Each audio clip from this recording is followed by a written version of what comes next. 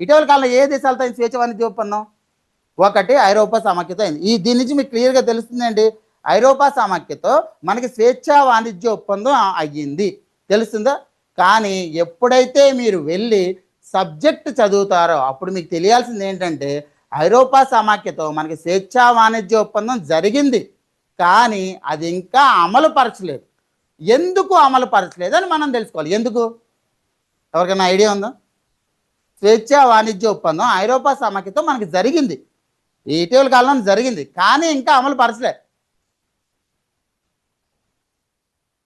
Paper చదువుతుంటే daily మీకు అర్థమైపోయేది. ఇటీవల మోదీ గారి స్పీచ్లు చూసిన 2-3 అర్థమైపోయేది. ఎందుకు అంటే అంతర్జాతీయ పరంగా మనం ఏ దేశంతో ఒప్పందం కుదుర్చుకున్నా అది కేవలం ఏంటి ప్రభుత్వాల మధ్యలో జరిగిన ఒప్పందం. ప్రభుత్వాల మధ్యలో జరిగిన ఒప్పందం కానీ అమలు పరచాలంటే ఖచ్చితంగా ఆ దేశ శాసన వ్యవస్థలు అనేది దాన్ని ఆమోదించాలి. ఏదైతే ఐరోపా సమాఖ్యతో మనం వాణిజ్య ఒప్పందం చేసుకున్నామో మన భారతదేశ శాసన వ్యవస్థ ఏంటిది? పార్లమెంట్.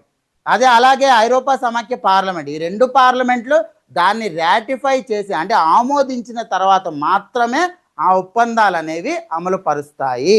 అదవుతుందా? అందుకే ఇంకా అది అమలు పరచలేదు.